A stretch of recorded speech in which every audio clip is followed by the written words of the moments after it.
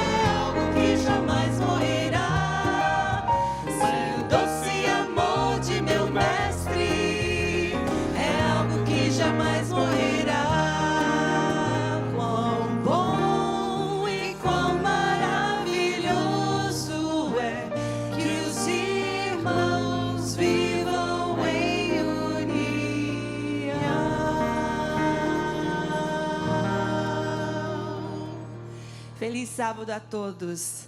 O sol não engana não, né? Aqui está quentinho, ele está brilhando, mas hoje de manhã estava registrando 12. At least it was double digits. Mas é o seguinte, o calor do Espírito Santo está aqui conosco, amém? Então vamos nos colocar de pé e cantar junto o santo lugar, iniciando nesse culto agora. Estamos em família e estamos na presença de Deus, amém.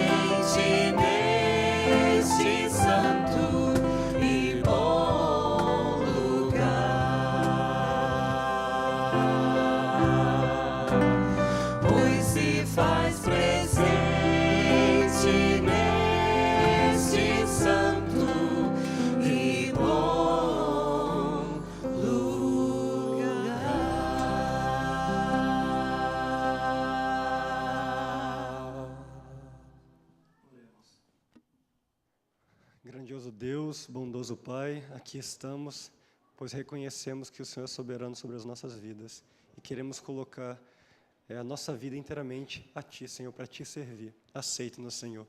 Purifica-nos, transforma-nos e capacita-nos com Teus dons, com os Teus frutos. Tudo isso nós Te pedimos nos méritos de Cristo Jesus. Amém.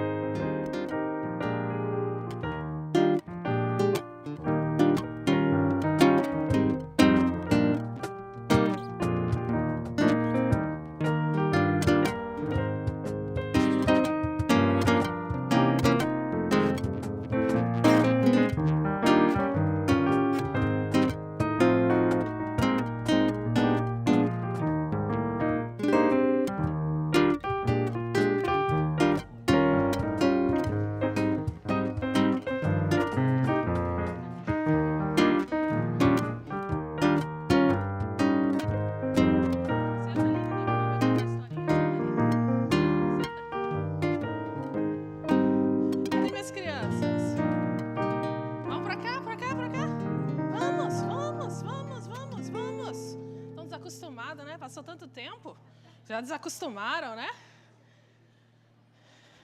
Pronto.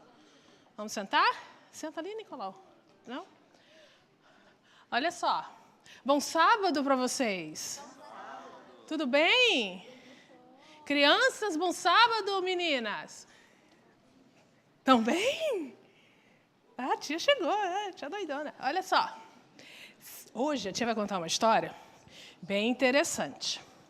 Quem aqui já sentiu inveja de alguém? Quem aqui já sentiu inveja de alguém, de alguma coisa? Muito bem. Sincero, a tia adorou. Quem mais? Vamos lá. Ó, o Luca foi o primeiro, sinceríssimo. Mais ninguém? Inveja de alguma coisa, que o amiguinho ganhou, você não ganhou, o irmão, a irmã. Quem mais? Muito bem, ó. Estou conseguindo. Quem mais? Deixa eu ver. De inveja, raiva de alguma coisa. Alguém já teve raiva? Sentiu raiva? Ah, já, né? Se a tia for perguntar para lá, aí nós vamos ver muita coisa. Então a tia só vai ficar desse lado. Vou perguntar? Será? Será que eles vão ser sinceros? Olha só. O que acontece? Quando a gente tem inveja, raiva, é um sentimento legal? Não é legal, não é? Imagina, quando a gente começa a ter uma pintadinha de inveja, de uma coisinha boba. Ah, minha mãe deu isso, meu irmão não deu isso para mim. Aí você fica assim, né? Meio assim, né? Uma invejazinha. Só que aí, se a gente deixar isso ocorrer, deixar isso aqui dentro, isso começa a trazer o quê? Sentimentos diferentes. E sabe o que acontece? É igual essa lata aqui. Olha o que acontece. Olha o barulho. O que acontece com isso aqui? Olha só. O que vai acontecer se eu abrir? A tia não vai fazer isso. Mas o que aconteceu ali? Eu sacudi. O que acontece? Se eu abrir ela agora, o que vai acontecer? Ela vai explodir, vai fazer o quê? Uma bagunça. Vou deixar ela aqui quietinha. Uma bagunça, não vai? Vai sujar, vai fazer uma bagunça tremenda. E assim acontece quando a gente deixa a inveja tomar conta. E na Bíblia teve a história da primeira inveja que aconteceu nesse mundo. Quem sabe a história de quem? De Caim e Abel. Caim e Abel, eles fizeram a primeira história de inveja que conta na Bíblia. Por quê? Caim, ele trabalhava onde? Caim gostava do quê? De fazer o quê? Ele mexia com a terra, era agricultor, então ele gostava de plantar legumes, frutas. O que mais? Coco? O coco também tinha. Bem tropical aquela época. E Abel já era o quê? Abel gostava de quê? De mexer com os bichos. E Abel, ele era pastor de ovelha. E aí chegou a época deles fazerem um sacrifício, uma oferta especial a Deus. E cada um levou o quê? O que de melhor eles tinham. Abel levou uma ovelhinha novinha, bonitinha, branquinha. E Caim levou o quê? Fruta, verdura, tudo que ele tinha. Aí foram perante Deus. E o que aconteceu? Deus aceitou a oferta de Abel e não aceitou a de Caim. Por que Deus não aceitou a de Caim? Porque Deus vê o nosso coração. E Deus já tinha visto ali em Abel, em Caim, que já tinha uma pontinha de inveja. Uma pontinha de um malzinho, pequenininho, trabalhando ali dentro dele. E Deus falou para ele, Abel, Caim, por que você está com essa cara toda invocada aí? Está todo bravão. Aí Deus falou, olha, se você fizer tudo de bem, se tiver o bem no seu coração, eu vou aceitar as suas ofertas também. Só que para Caim, aquilo não foi legal. Então, o que aconteceu? Ele ficou tendo o quê?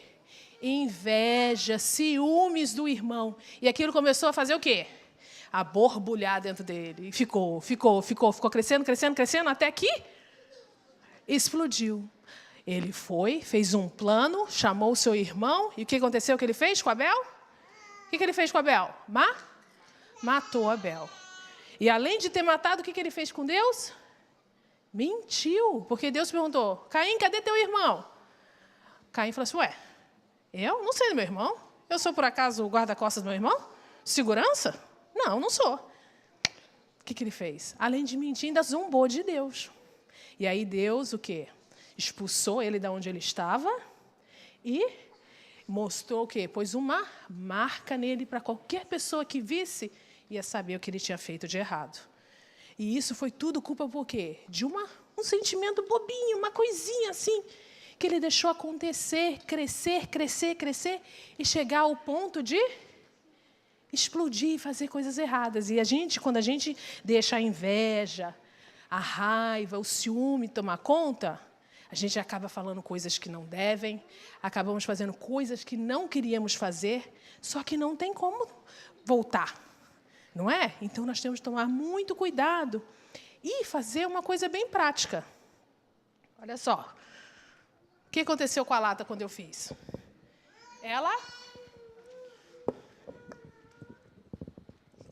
Eu sacudi, o que ela fez? Ela estourou agora? Por quê? Porque eu deixei ela quietinha aqui. Eu não mexi mais nela.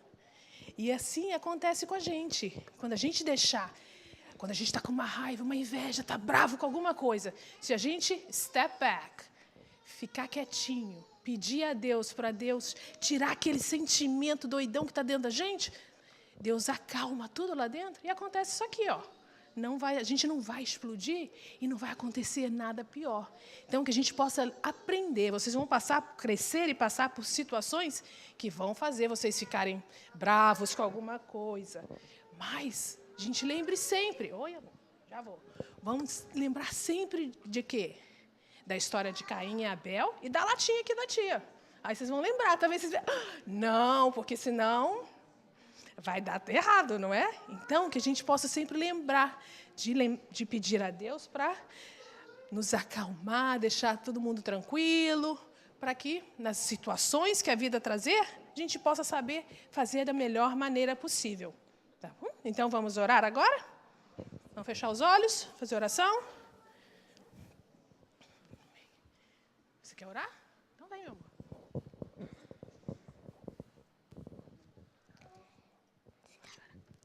Querido Pai do Céu, muito obrigado por esse dia, muito obrigado por esse sábado, que estamos aqui na sua casa para aprender mais do Senhor. Faça que nada de ruim aconteça com a gente, faça que a gente não esteja inveja e nos acalme. Faça que nunca nada falte, em nome de Jesus, amém. Amém. Obrigada. Bom sábado para vocês, viu?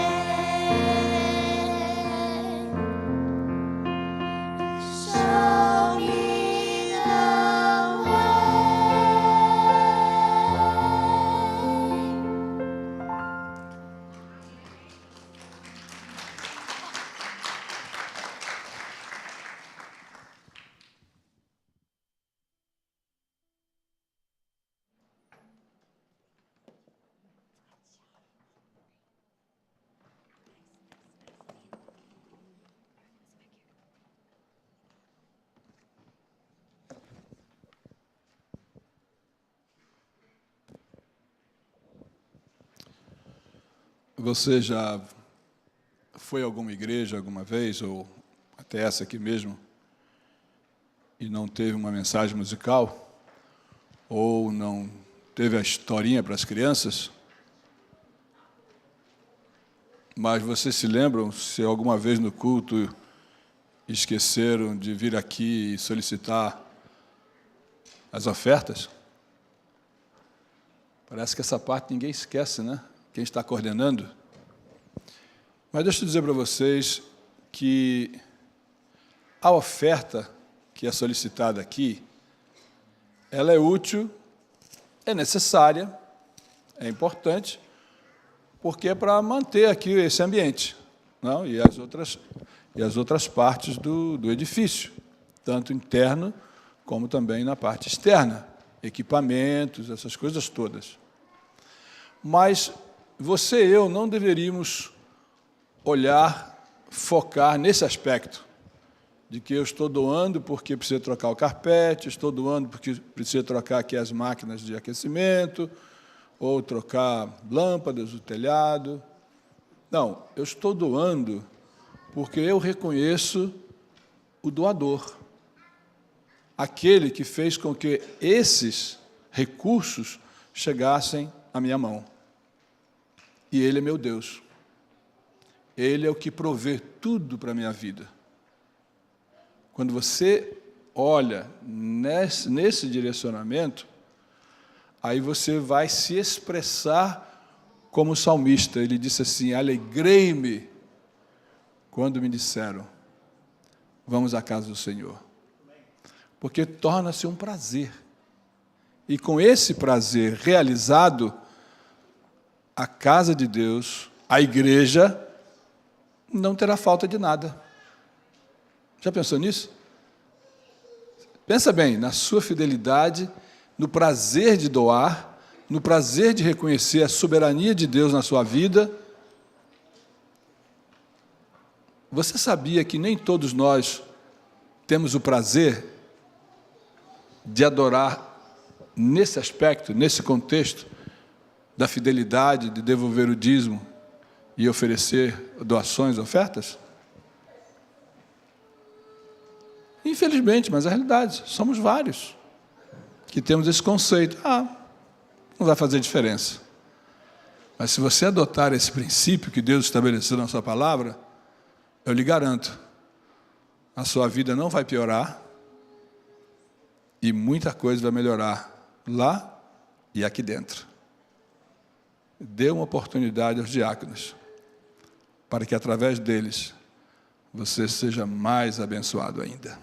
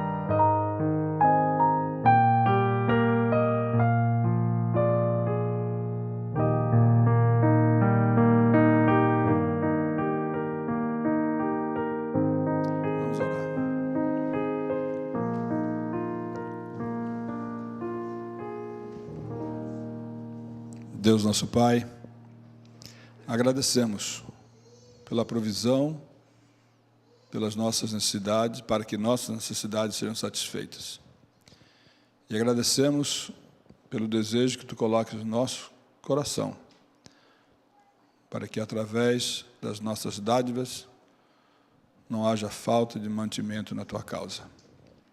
E reclamamos, Senhor, as Tuas bênçãos e confiamos nelas, porque elas estão registradas na Tua palavra e nós confiamos de que serão cumpridas essas promessas.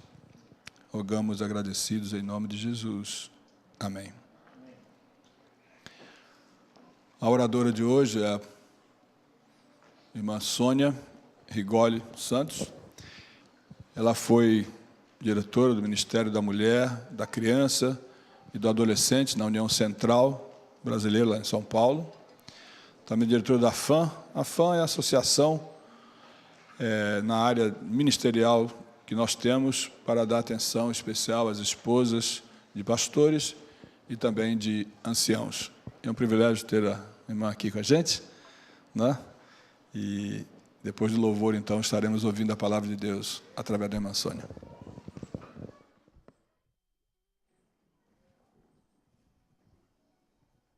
Segundo Timóteo, capítulo 4, versículos 7 e 8. Combati o bom combate, terminei a corrida, guardei a fé. Agora me está reservada a coroa da justiça, que o Senhor, justo juiz, me dará naquele dia. E não somente a mim, mas também a todos os que amam a sua vinda. Amém? As músicas que vamos cantar hoje, louvar, adorar, é justamente para nos alertar e confirmar que aqui não é o nosso lugar. Então, quando a gente vê as notícias falando de tantas guerras, as nações e catástrofes de left and right, né? Toda semana. Pensa nisso. Mas em tanto meio a tanta aflição, começo a me alegrar, pois eu sei que se aproxima nossa redenção. Vocês vão cantar essas palavras. Decidi que sou de Jesus, para sempre, e nada poderá me abalar. O quê? Aquela parte? Quem conhece essa música? E nada poderá me abalar. Nada. Thank you, Débora. Mais uma vez. E nada poderá me abalar. Nada. Porque logo Cristo virá e eu vou para o céu. That's it. That's it. Você quer ir para o céu? I do. E nada poderá me abalar. Nada. Decidi que sou de Jesus. Bem firme está a nossa fé na bendita esperança da promessa de Jesus. Deus já falhou conosco? Não. Lembre-se disso. Ele é sempre fiel. Todo o tempo. Né, Irene? Sua frase favorita. Deus é fiel todo o tempo. Amém?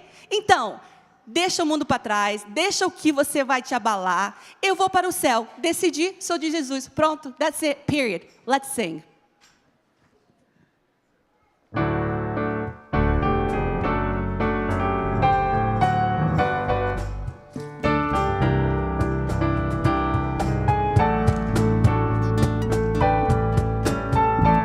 Podemos ver sinais do fim na terra e no mar, doenças, fome, guerra e dor,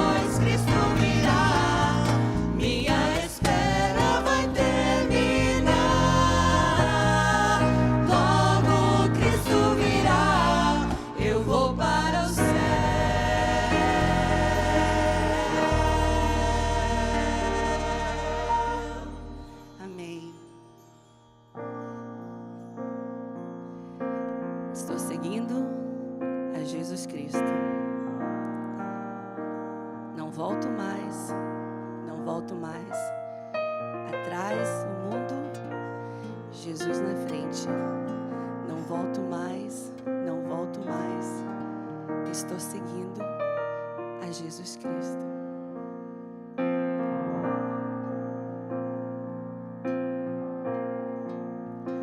Estou seguindo a Jesus Cristo. Desse caminho eu não desisto. Estou seguindo a Jesus Cristo. A Jesus Cristo. Atrás não volto, Atrás não volto nunca mais. Se me deixarem os mais amigos, se me cercarem muitos perigos, se me deixarem os mais amigos, atrás não volto nunca mais. Não volto mais.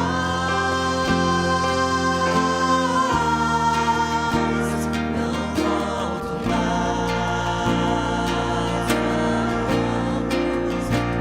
Não volto mais.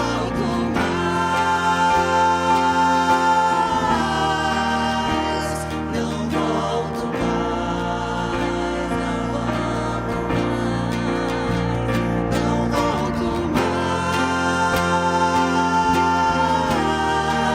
mais. Não volto mais.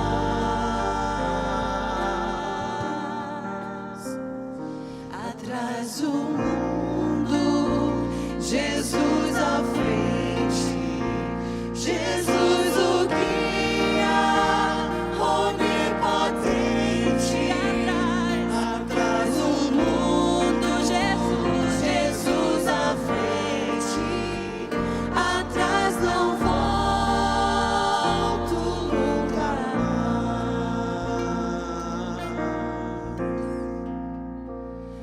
Estou seguindo a Jesus Cristo. Desse caminho eu não desisto. Amém. Estou seguindo a Jesus Cristo. Atrás não volto nunca mais.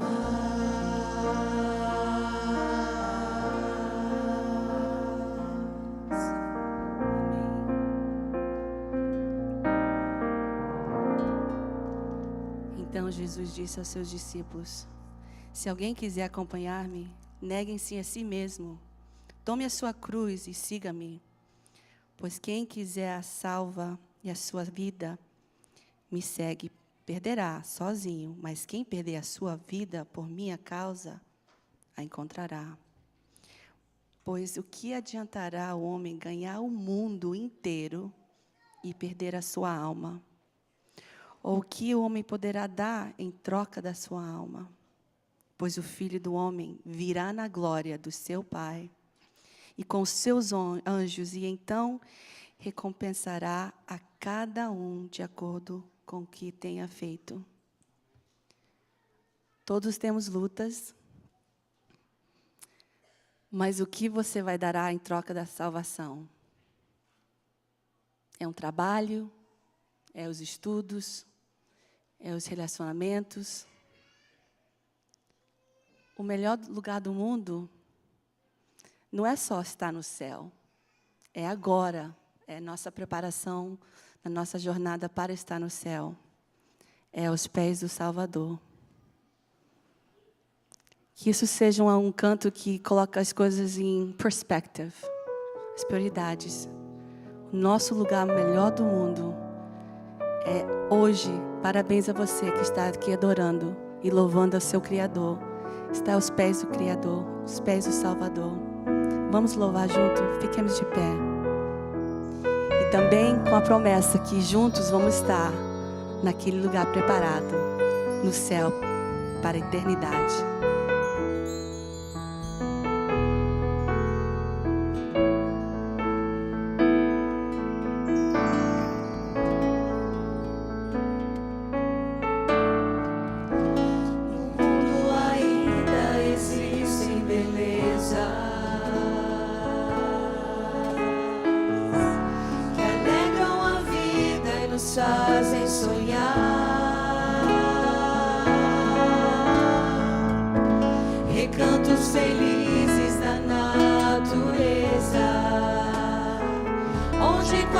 qualquer ser humano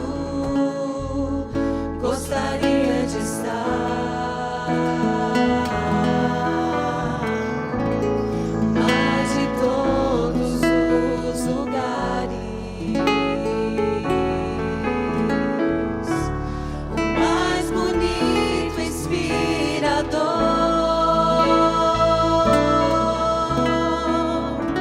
é onde fico em oração, junto aos pés do Salvador. O melhor lugar do mundo é aos pés do Salvador. É ali onde a esperança traz alívio ao sofredor. É ali onde eu me encontro com a fonte do amor. O melhor lugar do mundo é aos pés do Salvador.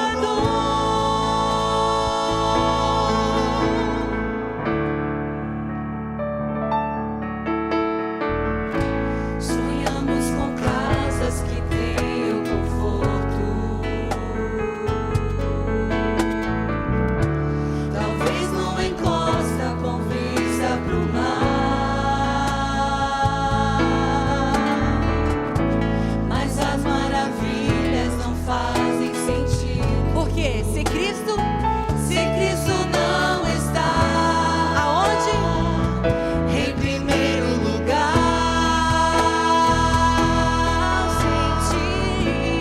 ao sentir a paz de Deus e seu poder e amor profundo, eu posso estar onde for. Estou feliz por encontrar o melhor lugar do mundo. O melhor lugar do mundo é aos pés do Salvador. É ali onde a esperança traz alívio ao sofredor. É ali onde eu me encontro com a fonte do amor. O melhor lugar do mundo é aos pés do Salvador.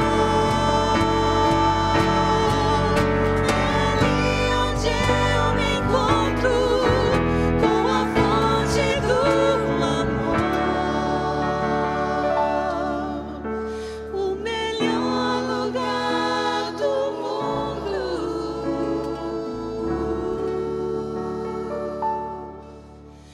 é aos pés do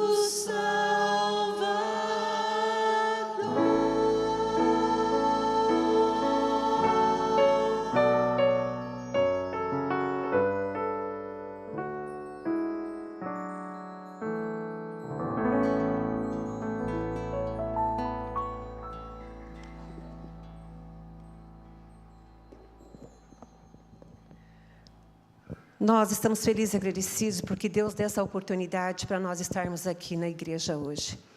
Eu tenho certeza que os planos de Deus não são os nossos planos. Os nossos objetivos não são os objetivos de Deus. E muitas das vezes nós não entendemos o porquê do que as coisas acontecem.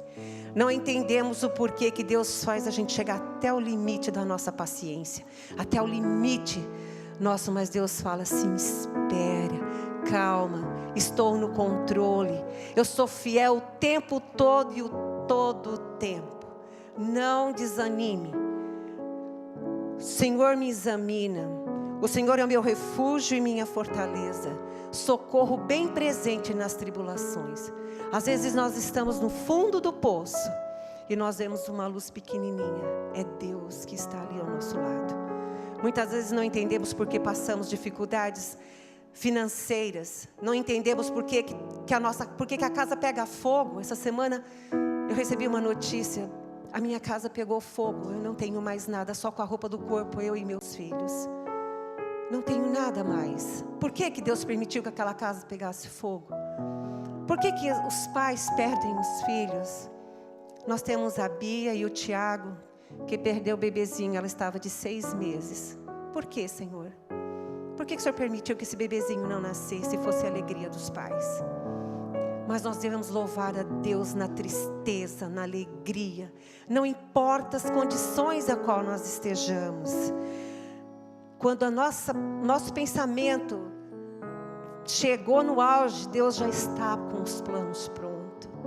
Eu vejo cada dia os milagres de Deus. Essa igreja vê milagres e milagres todos os dias. Quando a gente clama, Senhor, eu não sei como eu vou pagar o meu aluguel. No dia do aluguel o dinheiro aparece, não entendemos como, mas o dinheiro está ali. Senhor, eu preciso imediatamente que o Senhor me atenda essa oração. E Deus está ali. É um filho que está desviado do caminho de Deus. Por que, Senhor? Eu eduquei esse filho de uma maneira tão maravilhosa. Por que ele não está seguindo os caminhos de Deus? Senhor, por que meu filho está com câncer? Por que meu filho está assim? Porque Deus tem seus planos. Esse não é o nosso lugar. Somos simplesmente os estrangeiros aqui. Somos imigrantes aqui. Mas Deus tem um lugar maravilhoso. Um lugar que Deus está preparando para nós. E é só nesse lugar que vamos entender quais foram as nossas dificuldades. É só ali que Deus vai mostrar para nós. Eu tenho certeza absoluta que aqui tem gente com coração alegre, transbordando por uma bênção maravilhosa que recebeu. E tenho certeza que tem pessoas aqui que estão com o coração triste, amargurado. Tem pessoas aqui que estão com objetivos, e esses objetivos ainda não foram alcançados. Eu quero convidar vocês até a frente, para que venham, para que Deus possa ajudar vocês, que Deus possa colocar a mão poderosa em cima de vocês e dizer: meu filho, estou aqui. Eu sou fiel, todo o tempo eu sou fiel. Venham para que possamos orar juntos.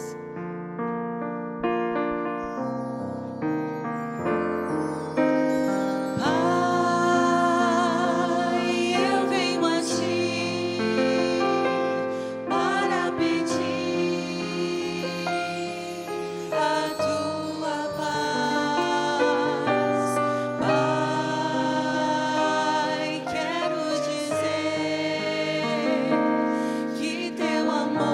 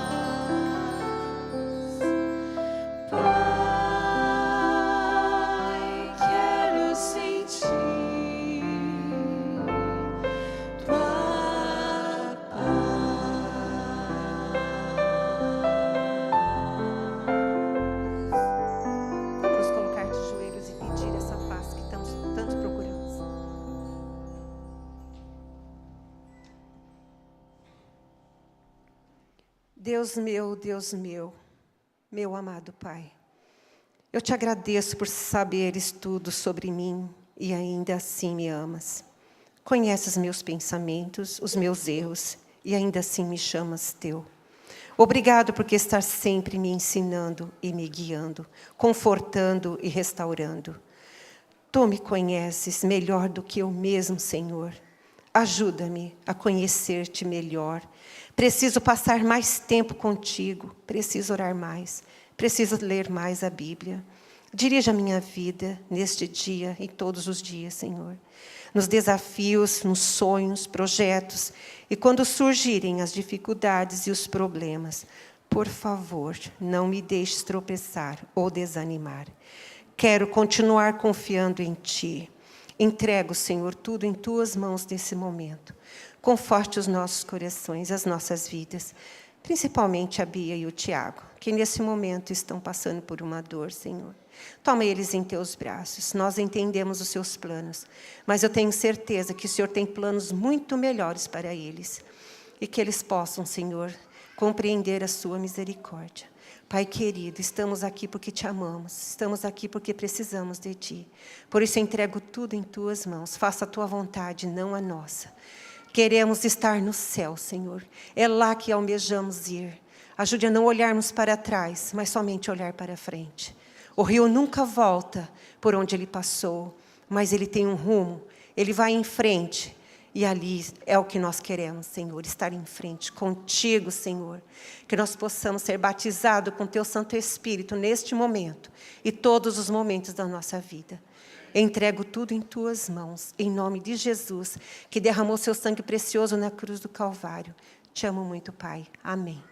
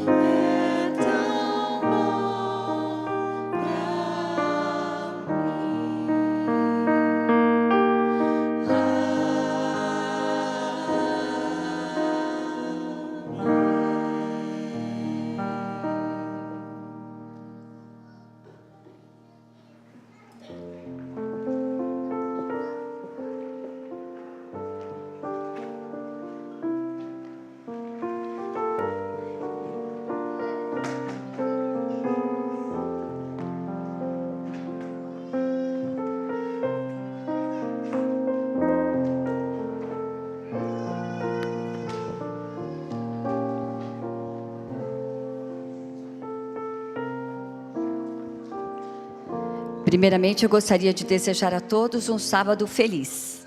É muito bom estarmos na casa de Deus, não é verdade? Eu amo sábado e eu espero que você também ame. Eu também quero agradecer ao pastor Barroso pelo convite. Eu quero dizer ao pastor Barroso que eu me sinto como se também fizesse parte dessa igreja. O ano passado eu passei mais tempo nessa igreja do que na minha. E esse ano também, né? Porque já começou o ano, ainda estou aqui. Então, e os irmãos da igreja também, a gente já conhece todo mundo, eu acho, de vista, pelo menos. Tivemos a oportunidade, ano passado, de fazer aquela viagem tão gostosa, né, com o pastor Tim, conhecendo aí os lugares históricos. Então, quando eu venho aos Estados Unidos, aqui acaba sendo a minha igreja. E eu falo para todo mundo qual a igreja que eu vim, eles falam, a igreja do Barroso? Então, é a igreja do Barroso, né?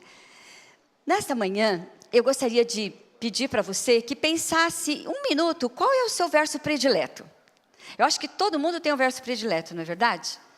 As crianças começam desde cedo a aprender os versinhos da lição da escola sabatina. O Jonathan aprendeu o trimestre passado que tudo que Deus havia feito era bom. E ele fazia assim, porque ele não sabe fazer assim, então ele faz assim, né? Eu acho que as crianças começam aprendendo assim, o Senhor é meu pastor, nada me faltará. E o seu verso? Qual é o seu predileto? Fala para quem está do seu lado agora.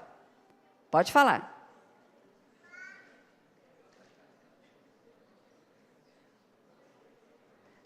Alguns não falaram, mas os que falaram estão sorrindo. Então, já consegui que vocês todos sentissem-se bem e felizes sorrindo aqui na igreja.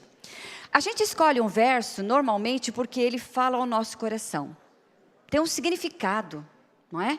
Talvez, em algum momento da nossa vida, nós nos apegamos àquela promessa, ou temos uma esperança baseada naquele verso, ou ouvimos uma mensagem, ou um hino que reforçava aquele verso. Quando precisamos orar e às vezes não encontramos palavras, usamos aquele verso. Eu vou falar para vocês qual é o meu verso predileto. Ele está no Salmo 32, verso 8, e diz assim: instruir-te-ei e te ensinarei o caminho que deves seguir, e sob minhas vistas te darei conselho. Eu gosto muito desse verso, mas eu não vou falar sobre meu verso predileto nessa manhã. Eu gostaria de compartilhar com vocês o capítulo da Bíblia que é o meu predileto. E quero convidá-los a abrir a Bíblia em Apocalipse, no capítulo 4.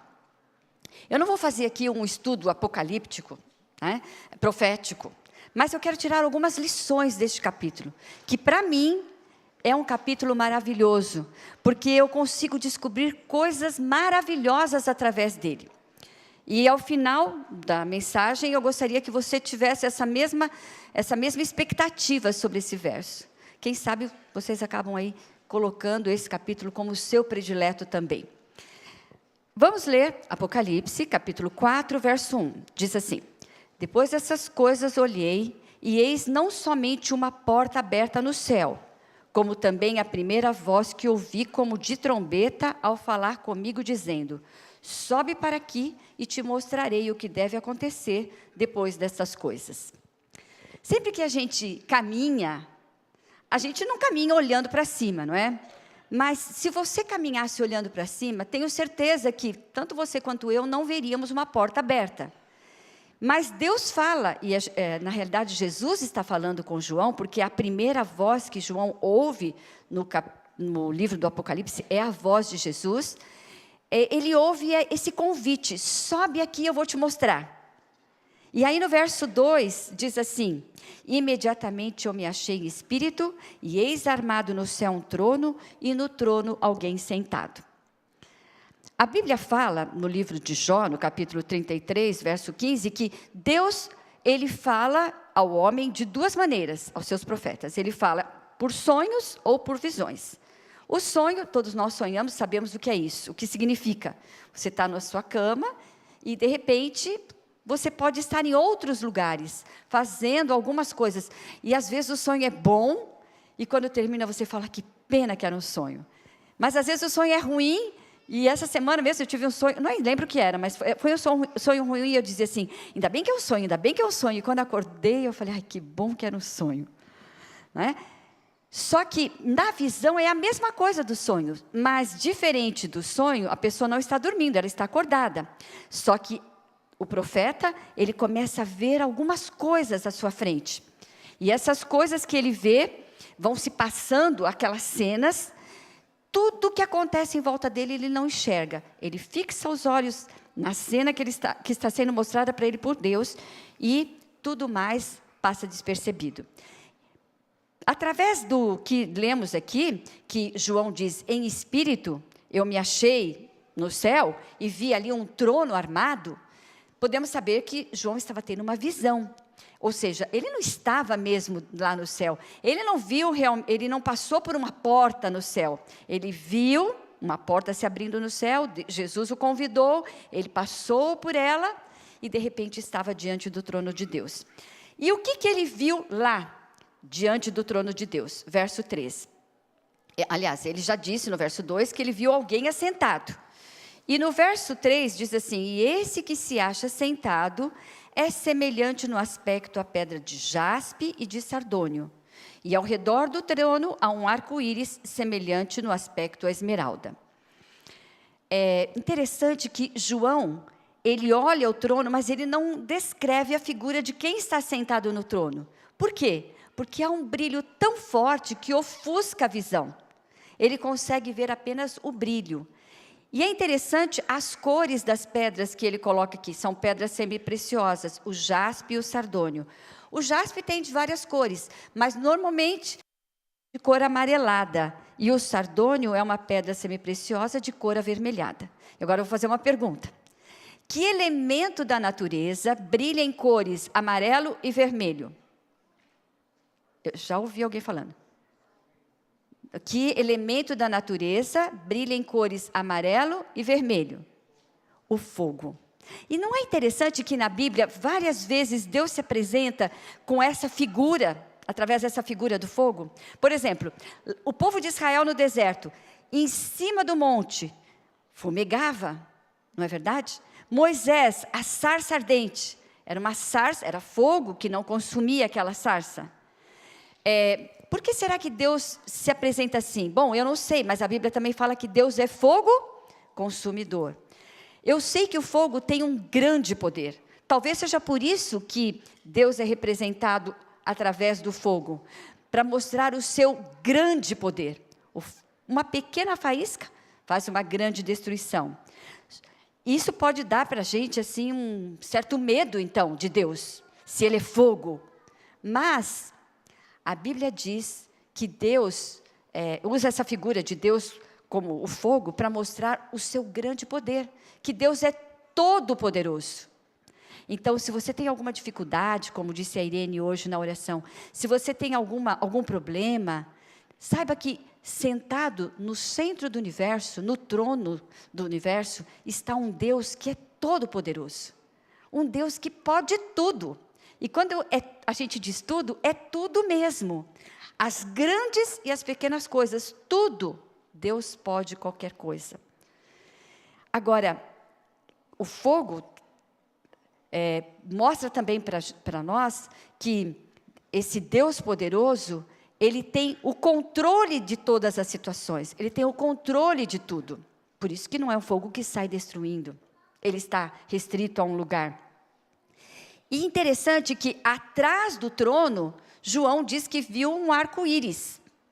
Mas esse arco-íris que ele descreve, ele só tem uma cor, esmeralda. Que cor que é esmeralda? Verde. O arco-íris tem 7 cores, mas esse que ele vê aqui é verde. E o verde fala de esperança. Então, há um Deus sentado no centro do universo, no seu trono, que é todo-poderoso, no qual você pode colocar todas as suas esperanças. A graça, a misericórdia, a bondade, amor e todos os demais atributos à sua disposição, porque há um Deus que está no controle de tudo. Só que o verso não para, aliás, o capítulo não para aí, ele continua. Então, no verso 4, aparecem outros personagens, e diz assim: ao redor do trono eu também vi 24 tronos, e assentados neles 24 anciãos, vestidos de branco, em cujas cabeças estão coroas de ouro. É interessante essa parte, porque quando nós estudamos a Bíblia, do Gênesis ao Apocalipse, nós vemos que no céu, e sempre aprendemos assim, estão Deus Pai, Deus Filho, Deus Espírito Santo, centenas e centenas de milhares de anjos, serafins, querubins, e aqui aparecem algumas outras pessoas que nós não tínhamos visto ainda, ou que nunca pensamos nelas. 24 anciãos, vestidos de branco, com coroa sobre a cabeça. Quem são eles? São pessoas que passaram por essa vida e foram vencedoras. Não é que não foram pecadoras, mas estão vestidos de branco. Uma mostra de que a justiça de Cristo foi apropriada para elas. Ou elas se apropriaram da justiça de Cristo. E por isso já ganharam as vestes brancas. E já tem a coroa, símbolo da vitória. Quem são eles? Estudando a Bíblia inteira, nós conhecemos alguns poucos personagens que já foram para o céu. Quem são eles? Moisés, Elias e Enoque. Enoque viveu 365 anos e Deus o levou para si, vivo. Moisés viveu 120 anos, morreu lá em cima do Monte Nebo. Os próprios anjos o sepultaram, e no livro de Judas diz que Cristo ressuscitou, e ele já se encontra no céu. Elias, a Bíblia não diz quantos anos viveu, mas também subiu ao céu vivo, numa carruagem de fogo. Mas a Bíblia aqui está falando de 24 anciãos. Quem são eles? Bom, no Salmo 22, fala que quando Jesus ascendeu aos céus, houve assim uma multidão de anjos que fizeram um corredor, como se fosse um corredor, para a passagem do Messias. E as palavras são muito bonitas, e dizem assim: levantai, ó porta, as vossas cabeças, para que entre o Rei da Glória. Quem é o Rei da Glória? O poderoso Senhor. Quando Jesus ascendeu ao céu, ele não ascendeu sozinho. No Salmo 68, verso 18, diz que levou consigo cativo o cativeiro. E no livro de Efésios diz que ele levou consigo as primícias dos que dormem. Ellen White, no livro Atos dos Apóstolos, ela escreveu assim, falando sobre esses personagens: os que ascenderam com Cristo eram os que haviam colaborado com Deus e que, à custa da própria vida, tinham dado testemunho da verdade. Ascenderam com ele como troféus de sua vitória sobre a morte e o sepulcro, como as primícias do seu poder, para estarem consigo onde ele estiver, para nunca mais verem a morte, nem experimentarem a dor. Que lindo esse pensamento.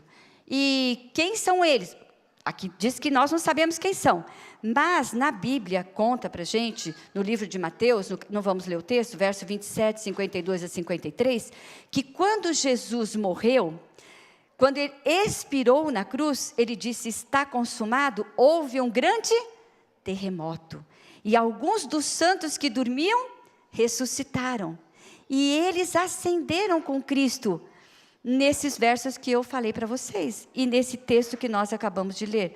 Quem eram eles? Não sabemos, mas eram pessoas que haviam vivido antes de Cristo, tinham dado alguns a própria vida para a pregação ou para o estabelecimento do reino de Deus na terra, e agora eles subiram como um triunfo, as primícias. Eu não sei se vocês sabem o que é primícias, porque vocês moram aqui, bom, tem bastante árvore aqui onde vocês moram, mas eu tenho a oportunidade de morar no interior, por isso que eu falei interior, e lá no fundo do meu quintal, eu tenho algumas árvores, eu tenho caqui, eu tenho goiaba, é verdade, tenho goiaba, eu tenho limão, eu tenho manga, é muito bom viver ali, amora, enfim. O que são primícias? Primícias é quando eu olho e vejo lá os primeiros limõezinhos, eu digo: oba, dá bastante limão. As primícias são uma promessa que a árvore está me fazendo de que outros frutos virão. Então, quando Cristo ascendeu, ele levou as primícias, os primeiros frutos, como uma garantia, uma certeza para você e para mim, que se nós formos fiéis como estes foram, nós também ascenderemos com Cristo quando ele retornar. E também receberemos vestes brancas e coroas de ouro. Não é maravilhoso pensar nisso? É uma certeza, é uma segurança, é uma firme esperança. Não é apenas uma ideia, porque Cristo, ele já deixou-nos essa certeza ao ascender com os primeiros. E que bom que não tem o nome dos que ascenderam com Cristo, né? Porque se tivesse ascendido, de repente a gente orar para santo isso, santo aquilo outro, então não tem nome de ninguém. Você ora somente para Deus o Pai, Deus o Filho, Deus o Espírito Santo. Agora, que mais nós podemos ver agora? O que está acontecendo ali? Parece uma reunião, né? Deus está no trono, Deus Pai, Deus Filho, Deus Espírito Santo, e ao redor 24 tronos com 24 personagens que passaram por esta vida. O que está acontecendo? Verso 5. Do trono saem relâmpagos, vozes e trovões. E diante do trono ardem 7 tochas de fogo, que são os 7 Espíritos de Deus. Bom, é meio complicado, né? Aqui está falando de barulho, de vozes, de sons, mas está falando de 7 tochas de fogo, que são os 7 Espíritos de Deus. No capítulo 1 do Apocalipse, fala que os 7 Espíritos de Deus são as 7 lâmpadas, os 7 castiçais, que são as 7 igrejas de Deus. Vou traduzir. O que isso quer dizer, então? Que esse barulho, esse som de vozes que aparece aqui, Deus está falando. E como que eu sei que Deus está falando? Porque lembra lá no Monte Sinai, quando Deus falava, o monte tremia? Parecia vozes de trovão e relâmpago. E o povo de Israel falou para Moisés: Moisés, fala para Deus falar só com você, porque nós temos medo. Né? O barulho, o soar da voz de Deus eles tremiam junto com o monte. Então, Deus está falando. E sobre o que Deus está falando? Por isso que tem relâmpago, por isso que tem voz. Deus está falando sobre a sua igreja. Porque a igreja de Deus, no livro do Apocalipse, é a igreja em todo o tempo. Desde o seu início até o seu final, a igreja vitoriosa. Deus está falando sobre a sua igreja. E agora uma pergunta. Como professor, eu gosto de perguntar, né? O que é a igreja de Deus? Será que a igreja de Deus é o edifício? O que é a igreja de Deus? A igreja de Deus somos nós. Cada um de nós.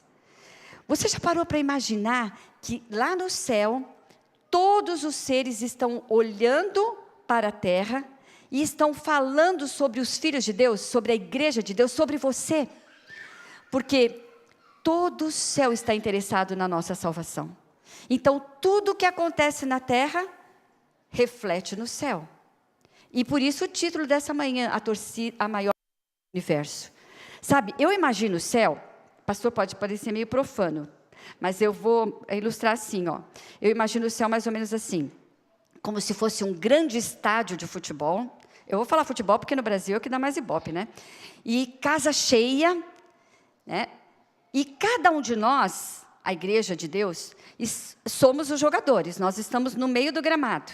Cada um jogando na sua posição, onde você joga melhor.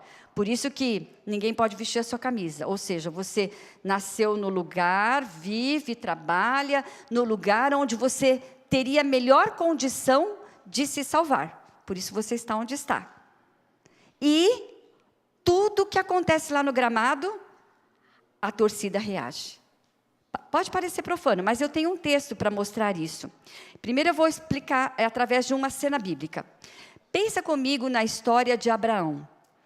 Deus falou para Abraão assim: você pega seu filho, Isaque, a quem você ama, leva lá no Monte Moriá e oferece em sacrifício. Abraão chega lá, reconstrói o altar, pega o menino, explica para ele o que vai acontecer, amarra Isaque. Isaque está deitado sobre a lenha em cima do altar.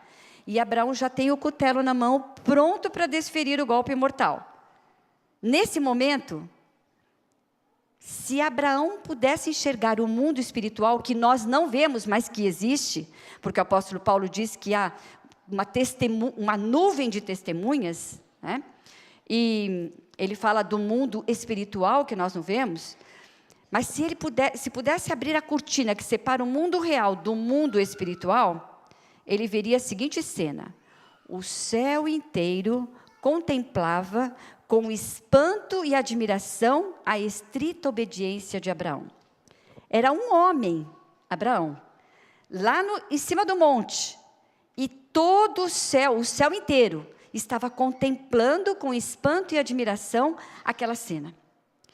Mas você sabe o que acontece? Abraão não mata Isaque. Deus manda um anjo, e o anjo diz: não precisa mais, agora eu sei que verdadeiramente você me ama.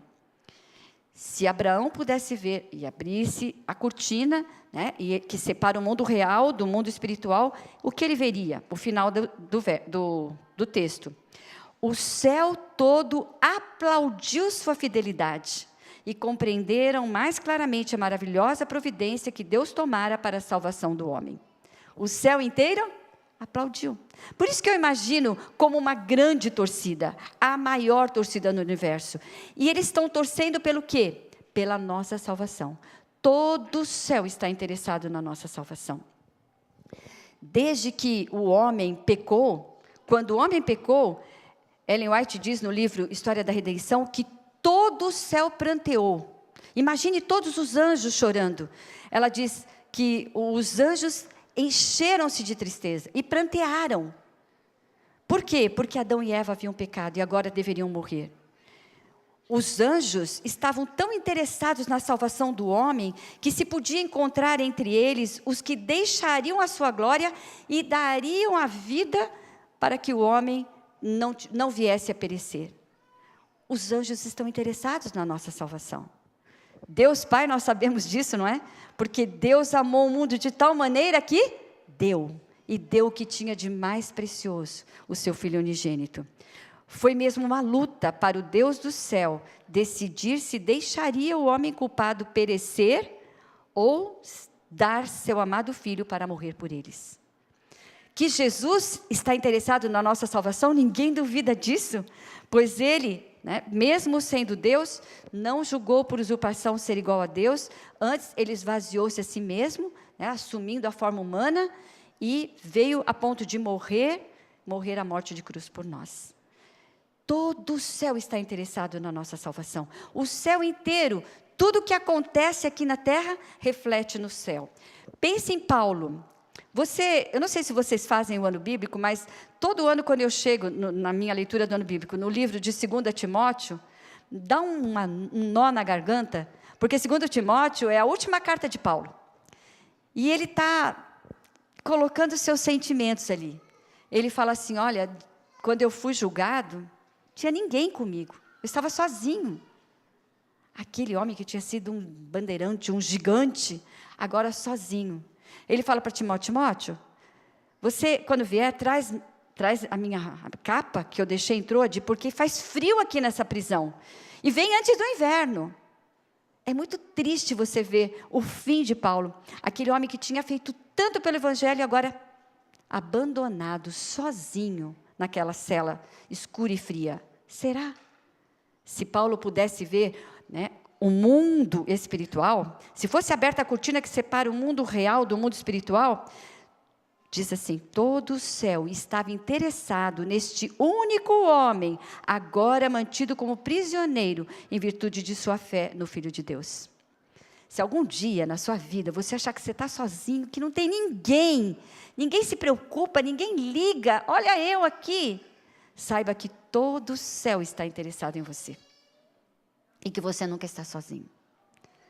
Eu gosto de uma outra cena também, que é da história de José. José é um jovem bonito, forte, fiel, e essa semana, estudamos aí na lição da Escola Sabatina, o pastor passou a lição, falou de José, da fidelidade de José. José, diante da tentação, para tudo no céu, alerta geral, com inexprimível ansiedade, os anjos olhavam para aquela cena. Todo o céu parou para ver como José ia reagir. Devem ter aplaudido a fidelidade de José também. Isso quer dizer que quando nós vencemos a tentação, também há alegria no céu. Diz um texto muito bonito do livro A Verdade sobre os Anjos, o nosso Salvador não está em silêncio e inatividade, acha-se cercado de inteligências celestes, querubins e serafins, dezenas e dezenas de milhares de anjos. Todos esses seres celestiais têm um objeto de seu supremo interesse colocado acima de todos os outros. E qual é esse único objeto? É a igreja de Deus no mundo corrupto. O que diz aqui? Que todos os seres celestes têm um objeto de maior atenção. Você não se sente privilegiado? Todo o céu está interessado em você, na sua salvação. Todo o céu olha por você, cuida de você. E nós podemos levar alegria ao céu. Mais alegria. Há um outro texto que diz assim, do livro Atos dos Apóstolos, um registro é levado ao céu de todo o esforço da nossa parte para propagar o conhecimento de Cristo. Ao ser ação referida diante do Pai, vibrante alegria toma posse de todo o exército celestial. Quando você convida alguém para vir à igreja, quando você ora por alguém, quando você convida alguém para um pequeno grupo, quando você dá um estudo da Bíblia para alguém, tudo que você faz em favor do Evangelho, o seu anjo vai diante do trono de Deus e conta, ele relata, olha o que o meu filho está fazendo. E aí todo o céu vibra. Você sabe que toda vez que um pecador se arrepende, o que acontece no céu? Alegria no céu. Tudo o que acontece aqui é refletido lá no céu. Porque nós somos o objeto de maior interesse do céu. Todo o céu está interessado na nossa salvação. É a torcida mais fiel do universo. A minha mãe, ela esteve aqui o ano passado, é uma senhora bem baixinha, menor que eu, e minha mãe começou a trabalhar, ela já tinha 50 anos, quando não precisava, não precisava mais os filhos não precisavam mais do cuidado dela, ela nunca precisou trabalhar, mas o presidente da associação pediu que ela fosse obreira bíblica. E a minha mãe trabalhou muito como obreira bíblica. Ela trabalhou 22 anos, até os 72, dando estudo bíblico de porta em porta. E, segundo a associação, no dia que fizeram uma homenagem a ela, tinha ganho mais de 700 pessoas para Cristo. E eu quero contar uma experiência para ilustrar um pouquinho isso que eu estou falando. Como eu conheço, eu posso falar, né? Como eu conheço as pessoas envolvidas. Minha mãe estava dando estudo numa casa, e era uma conferência, e havia várias pessoas que estavam estudando a Bíblia com a minha mãe, e tinha uma senhora com um filho. E minha mãe ia lá na casa para dar estudo, mas ela ia num horário assim, finalzinho da tarde, porque tinha que ser antes do marido chegar, porque o marido era alcoólatra, e ele não queria saber de Bíblia, de religião, e nem que a esposa fosse numa igreja. Mas um dia minha mãe estava dando estudo bíblico e ele chegou, o seu Marcelino, alcoolizado. E ele ficou olhando para minha mãe com uma cara muito feia. E a casa era bem pequenininha. E minha mãe estava sentada no sofá, na sala. E na entrada tinha alguns degraus. Ele deixou a porta aberta, sentou no degrau e ficou ouvindo. Passou. Semana seguinte, minha mãe pensou, será que ele vai permitir, né, que eu volte? Mas quando minha mãe chegou, ele chegou logo em seguida, sentou-se ali e continuou ouvindo. E ele começou a assistir. Toda semana estava lá o seu Marcelino, o nome dele. E ele chorava enquanto minha mãe dava estudo e falava, ai, Deus tem piedade de mim, me ajuda a deixar de beber, me ajuda a deixar de beber. Ele sempre choramingava e pedia para Deus. E quando chegou a época da família se batizar, da esposa e do filho, ele queria muito se batizar. Mas minha mãe falou assim, Marcelino, mas enquanto o senhor não abandonar a bebida, não é possível, né? E ele, então, falava, mas eu não vou beber mais, nunca mais, mas estava sempre alcoolizado. E aí, era um final de ano, e naquele final de ano, minha mãe ficou sem ir, porque era Natal, entrada de ano, férias. Quando minha mãe retornou, a esposa dele e ele relataram o que tinha acontecido com ele. Os amigos dele, de bar, né, tentavam fazê-lo beber durante as festas, para comemorar o Natal, a entrada de ano e tudo mais, e ele não bebeu. Diz que chegavam a tampar o nariz do seu Marcelino e para colocar a bebida, e ele, de boca fechada, não bebeu. E ele disse para minha mãe, agora eu estou pronto, eu posso batizar? Sabe, gente, quando eu chego na igreja do Jardim Campos Verdes, que é a igreja onde teve essa conferência, a primeira pessoa que eu vejo é o seu Marcelino lá na porta, o diácono, cumprimentando as pessoas, feliz da vida. Sabe, eu quero dizer para vocês como é que isso aconteceu na minha visão. Talvez vocês discordem de mim, mas eu imagino assim, o Espírito Santo, que trabalha 24 horas por dia em favor da sua salvação, falando, este é o caminho, andai por ele, né?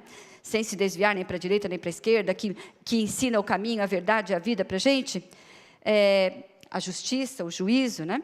Muito bem, ele deve ter trabalhado no coração do seu Marcelino por muito tempo.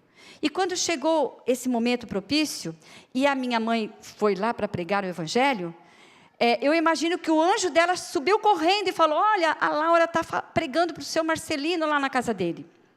Eu imagino assim, e todo o céu vibrou. Todo o céu vibrou quando aquele homem, mesmo alcoolizado, ficava ouvindo a palavra de Deus e pedindo a ajuda de Deus.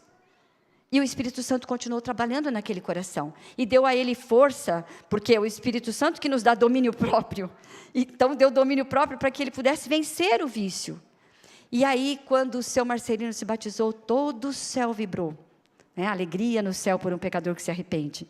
E hoje, cada vez que ele fala para alguém sobre Cristo e conta como Cristo o salvou, a alegria no céu, porque o anjo dele agora é que diz, olha o que o Marcelino está fazendo lá na terra.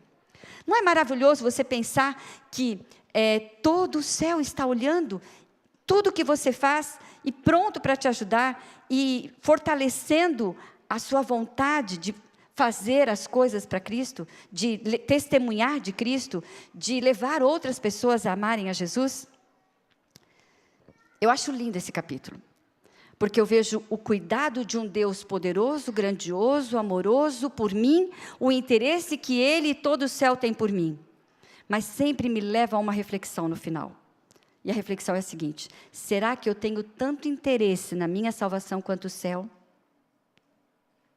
Porque Deus não poupou seu filho, Jesus não poupou-se a si mesmo. Os anjos são enviados para cuidar daqueles, em favor daqueles que hão de herdar a salvação. O Espírito Santo trabalha 24 horas por dia. E eu? Será que eu estou interessada na minha salvação? E hoje pela manhã eu li um verso que fazia tempo que eu não lia, mas me chamou a atenção. E eu fiquei pensando, talvez a minha oração deveria ser todos os dias a do salmista, no Salmo 51, 12, que diz assim: restitui-me a alegria da tua salvação. Talvez eu e você, quem sabe também, precisaríamos todo dia pedirmos a Deus que nos faça vibrar de novo com a salvação, desejar o céu, desejar a salvação, desejar o perdão dos pecados, o abandono da vida de pecados e o caminhar com Cristo cada dia. E sabe, Jesus sabia que nós viveríamos nos últimos dias do planeta Terra. Ele sabia que nós seríamos tentados de muitas formas, de tantas formas como nunca ninguém foi tentado. E por isso Jesus deixou-nos um conselho que é um apelo também. E eu quero terminar com esses 2 versos. Quero convidar você agora a abrir a Bíblia em Lucas, no capítulo 21. Porque aqui no capítulo 21, Jesus mostrou para nós o que nós precisamos fazer para correspondermos ao interesse que o céu tem, correspondermos ao interesse que essa torcida faz por nós. E Jesus então diz o seguinte, Lucas capítulo 21, verso 34. Acautelai-vos por vós mesmos, para que nunca vos suceda que o vosso coração fique sobrecarregado com as consequências da orgia, da embriaguez e das preocupações deste mundo, e para que aquele dia não venha sobre vós repentinamente como um laço. O que Jesus está dizendo? Olha, acautelai-vos, preste atenção, fique alerta, para que nunca aconteça que o seu coração fique tão envolvido com as coisas desta vida, né, os cuidados deste mundo, e aí, quando eu voltar, você não está preparado, não está pronto. E é muito fácil nós nos preocuparmos com as coisas da vida. Vivemos nesse mundo. Aliás, pastor, eu acredito que esta igreja é a igreja de Deus, porque nós estamos estudando exatamente sobre mordomia e aonde é que nós temos que ter o nosso foco, onde deve estar o nosso olhar, os nossos mais acariciados pensamentos e desejos e sonhos, porque Jesus falou, aonde estiver o vosso tesouro, aí estará o vosso coração. Então, a lição está nos mostrando isso, para onde você está olhando, o que é mais importante para você hoje, porque é isso que Jesus está falando, tome cuidado, porque você não pode ser pego de surpresa, então para de cuidar tanto das coisas dessa vida. E como eu disse, é muito fácil nós nos preocuparmos tanto que venhamos a nos esquecer ou dar menos valor ou menos importância às coisas espirituais. Um chefe de família, uma vez a esposa me contou que o marido falou, bem, eu ando tão cansado, mas tão cansado que quando eu chega na hora de dormir, eu ajoelho para orar, às vezes eu acabo dormindo antes da oração. Então, se você vê que eu estou demorando muito aí ajoelhado, me sacode. Você já imaginou alguém ter que ser acordado da oração? Deu toda a energia, gastou a bateria inteira durante o dia e para Deus vai dar... Bom, a carga já está lá piscando, né? Que a carga está terminando. Um dia um jovem chegou, meu esposo era presidente no Rio Grande do Sul, e um jovem chegou lá e falou para ele, pastor, eu trabalho o dia inteiro, estudo à noite, quando eu chego em casa eu estou tão cansado que eu sapeco uma oração e vou dormir. Eu fiz questão de falar que era um gaúcho, porque eu não sei o que é oração sapecada, mas enfim, o que ele quis dizer, alguma coisa assim muito rápida, né? Não é a realidade de quase todos nós? Que nós gastamos toda a nossa energia com foco nas coisas e deixamos o mundo espiritual para depois. E é por isso que Jesus falou, preste atenção, fique alerta, cautelai-vos, para que isso nunca aconteça, para que você não seja pego de surpresa, porque é possível que a torcida toda se decepcione. O céu está fazendo tudo, a minha parte é apenas corresponder. O que você e eu precisamos fazer para que quando Jesus voltar, nós não sejamos pegos de surpresa? Então, é o verso 36. São Lucas 21, verso 36. Vigiai, pois, a todo tempo, orando, para que possais escapar de todas essas coisas que têm de suceder e estar em pé na presença do Filho do Homem. 2 palavrinhas muito fáceis, até uma criança poderia decorar: vigiar e orar. Só isso. Vigiar é quando eu leio a Bíblia e observo o que está acontecendo ao meu redor. Então eu fico sabendo em que tempo que eu estou vivendo e eu preciso ficar alerta. E orar é quando eu falo com Deus. Quando eu vigio, Deus fala comigo. Quando eu oro, eu falo com Deus. Essa troca, essa intimidade, esse relacionamento é a única coisa que pode nos ajudar a tirar o foco das coisas desse mundo e olharmos para o céu, a vivermos com os pés na terra e os olhos nos céus. Um dia, Jesus vai voltar. Eu não sei quando é. Ainda bem, né? Porque se eu dissesse que sei, o pastor nunca mais ia me convidar, né? Eu não sei o dia, eu não sei a hora, nem Jesus sabia. Mas eu sei que Ele virá e que Ele não tardará. E quando Jesus voltar, eu gostaria que a minha oração e a sua fosse aquela oração que diz assim: Senhor Jesus, estou aqui. O dia, enfim, chegou. Vamos subir. Me leva para o céu. Vamos subir. Se esse é o seu desejo, eu gostaria de pedir a você que no final da música você levantasse a mão. E eu vou orar por todos nós, pedindo a Jesus que faça com que cada um de nós tenhamos essa sensibilidade de que o fim se aproxima e de que hoje é tempo de vigiar e orar, para que a maior torcida do universo possa estar lá e nós possamos fazer parte daquele grupo que vai louvar a Cristo por toda a eternidade. Amém.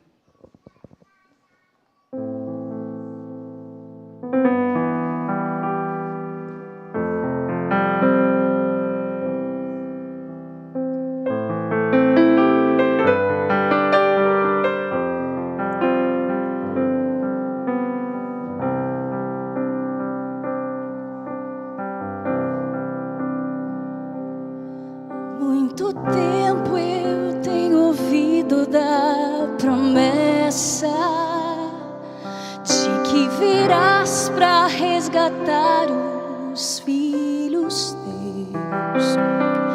Nem sempre é fácil, mesmo assim eu tenho crido que tudo vai passar e eterno só é Deus. Eu posso ver ao meu redor que o mal insiste em tomar meu coração, mas tua mão me faz melhor para merecer o instante em que direi então: Senhor Jesus, estou aqui. O dia enfim chegou, vamos subir. Eu sempre quis olhar teu rosto como agora. Me leva para o céu, vamos subir.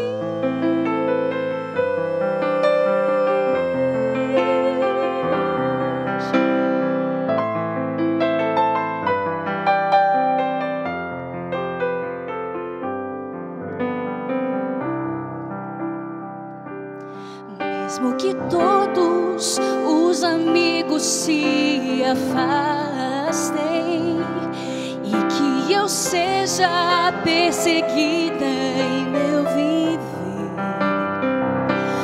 tua presença em minha vida é o que importa. Tenho a certeza de que não vou perecer. Eu posso ver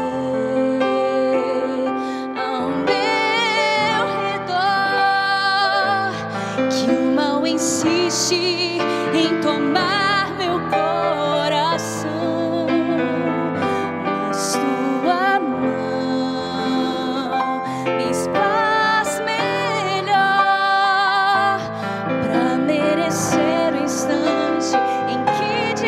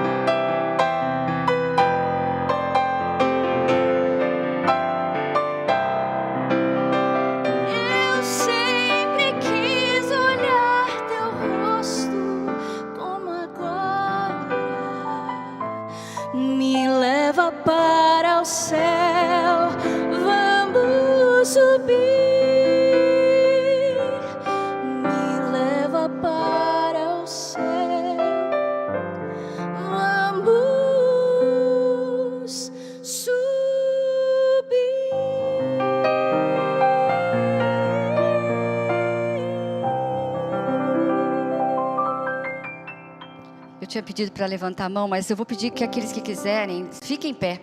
E vamos orar, pedindo a Deus que nos prepare para o maior acontecimento, quando torcida e jogadores estarão para sempre com o Senhor. Querido Deus, Pai nosso que estás nos céus, nós te somos muito agradecidos, Senhor, porque através da Tua palavra podemos ver o grande interesse que Tu tens em cada um de nós de maneira muito particular e individual. Como o Teu interesse é por cada um dos Teus filhos, não importa a circunstância, não importa o tipo de problema, não importa se é na alegria, na tristeza, mas obrigada, Senhor, porque o Senhor tem feito tudo o que é necessário para a nossa salvação. Agora, Senhor, nós queremos suplicar que o Senhor possa continuar trabalhando no nosso coração e despertando em nós um maior desejo, uma maior vontade de termos um relacionamento tão forte contigo neste mundo, que possamos realmente ansiar ver o Teu rosto e desejar viver para sempre ao Teu lado. Que nesta igreja, Senhor, cada pai, cada mãe possa dizer quando Tu voltares: eis-me aqui, Senhor, com os filhos que o Senhor me deu. E que cada um de nós possamos ouvir dos lábios de Jesus a promessa: bem está, servo bom e fiel. Foste fiel no pouco, sobre o muito te colocarei. Entra no gozo do teu Senhor. Que cada um de nós possamos dizer: este é o nosso Deus, a quem aguardávamos. Na sua salvação exultaremos e nos alegraremos. Amém.